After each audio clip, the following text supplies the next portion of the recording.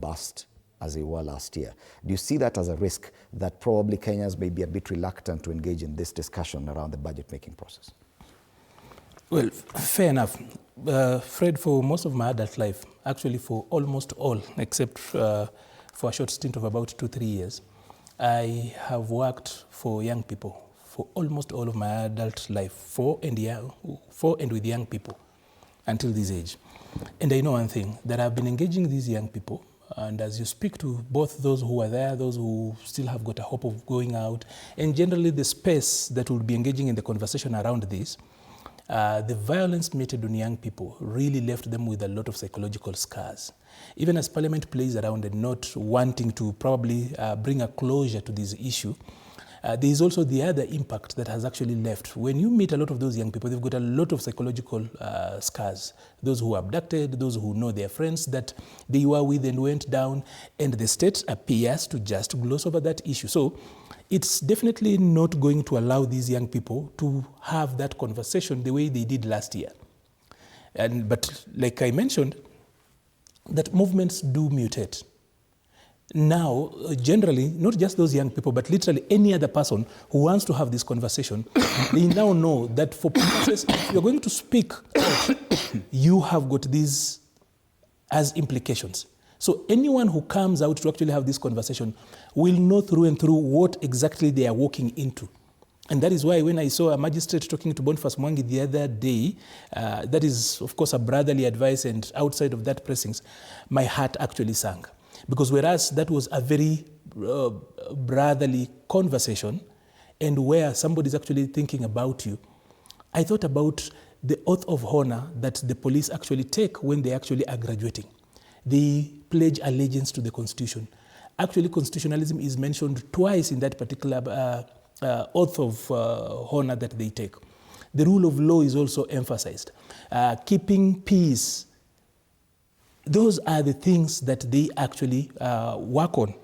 But if you see how this conversation has actually gone around, then you realize that there are a few challenges that we're going to have.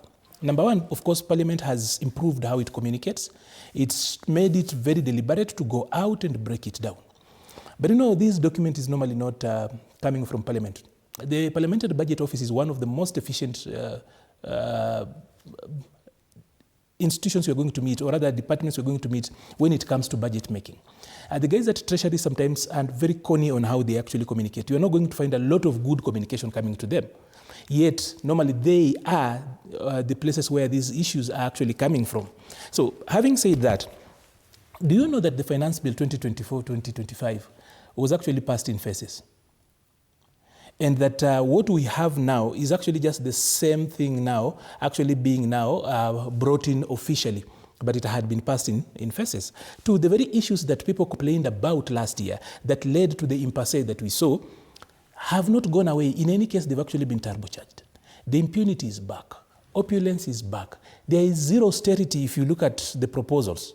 What they've only done is that they've changed the way of communicating those numbers. If you look at the Office of the President, now they break it into smaller bits, and therefore now you cannot see that it's all going under one person who, the AIE holder is just going to be one person controlling all that. But now it's broken down in a way that you might not have that bigger figure. So literally nothing has been done. We've gone back to the very, very issues and the very, very place where we were last year before the demonstration. So there is no learning, there is no changing. The only thing that is here is that austerity is only meant for Kenyans and people who are in the lower cadres of the administration.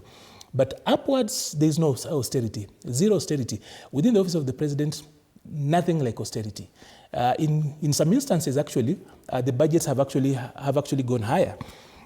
But then people down here, you throw a few crumbs for the politicians, the people in Parliament, because they're part and parcel of the budget-making process. Those ones are normally bribed by way of CDF and RMLF. Those are just crumbs. And then they look away, and then, of course, the executive has got its way. So there is a continuity of impunity as was last year.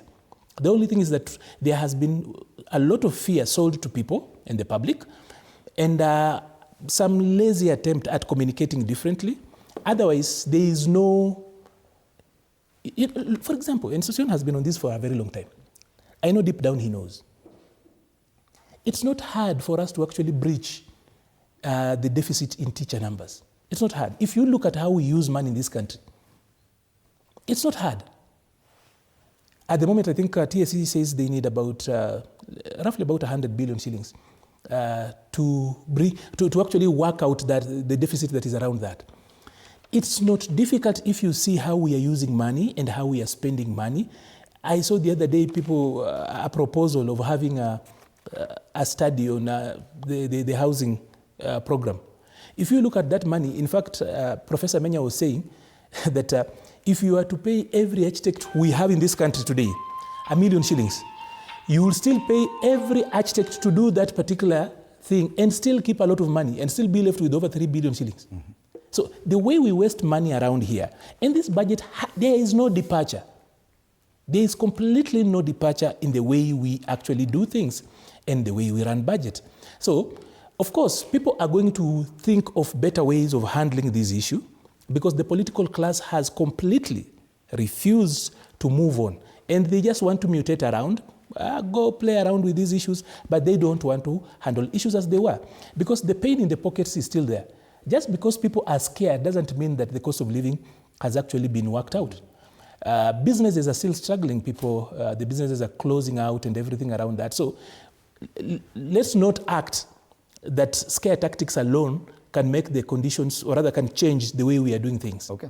But what's your assessment of this attempt at austerity?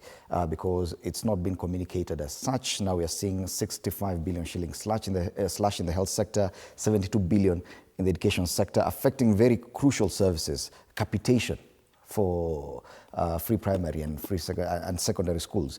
Surely Kenyans are going